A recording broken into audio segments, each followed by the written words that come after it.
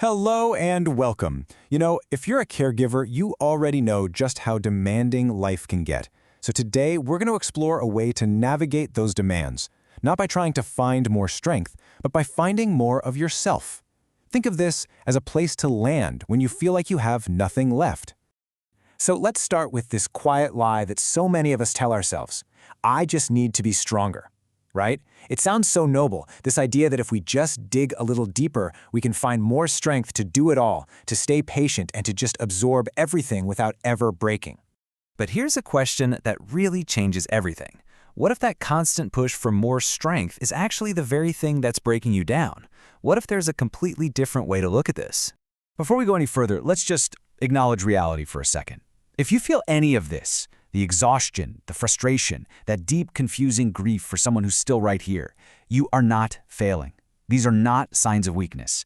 They're the perfectly natural human response to a really, really tough situation.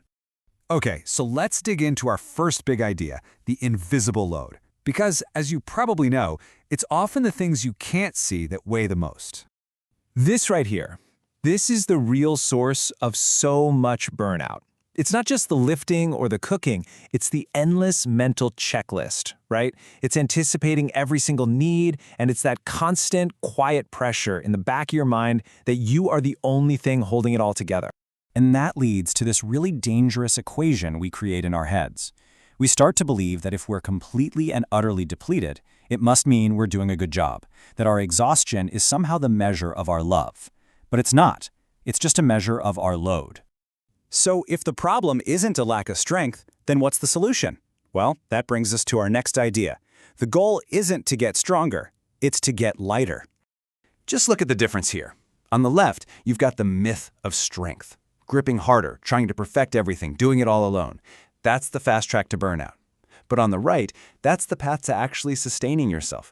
And look, it's uncomfortable at first. Accepting help that isn't done exactly your way, or saying no to something, it's tough. But this is where you start to get your energy back. And this is really the heart of it. This is how you find the energy to keep going. Not by trying to generate more force, but by intentionally letting go of what you were never meant to carry in the first place. Things like the illusion of perfection, or the weight of tasks that aren't actually essential. Okay, but how are you supposed to recover any energy when you can't get a real break? That brings us to our third principle, finding rest in the moments. And this reframes the whole idea of rest. We tend to think that rest has to be a vacation or, at least a full day off. But in the reality of caregiving, that can feel completely impossible. The good news is your body doesn't need all or nothing. It's just asking for tiny little resets, brief pauses to interrupt the constant buildup of stress. And here are some super simple, totally doable ways to do that. These aren't luxuries, they are survival tools. Just stopping for 60 seconds, taking one intentional slow breath, looking out a window instead of at a screen.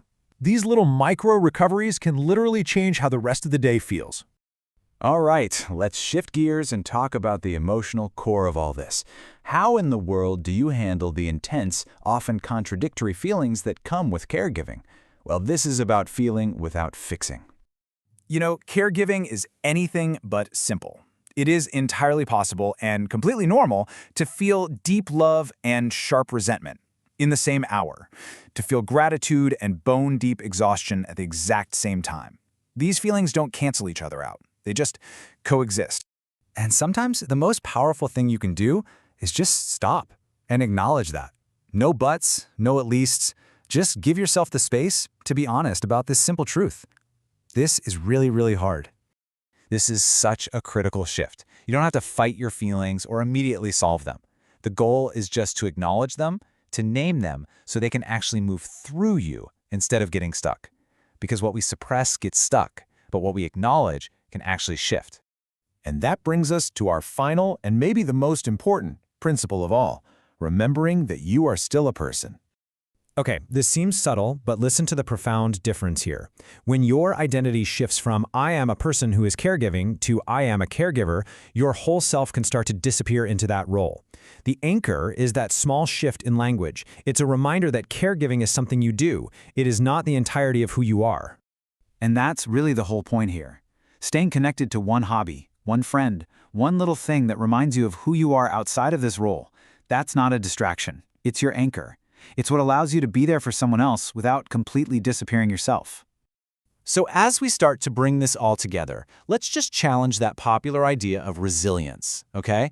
It is not about becoming some kind of superhuman who feels nothing and never ever cracks. Real resilience is so much quieter, and it's so much more human than that. It's the daily, conscious choice to carry a little less, to pause a little more often, to let your feelings be what they are without judging them, and to just hold on to the fact that you too still exist in the middle of all this. Ultimately, the goal isn't to build up some kind of armor. It's about creating just enough internal support through these small, gentle practices that you can keep going for them and, most importantly, for yourself. So I'll just leave you with this one question. Not tomorrow, not next week, but today. What is one tiny thing you can let go of, or one small moment of pause you can give yourself, just to make your load feel a little bit lighter?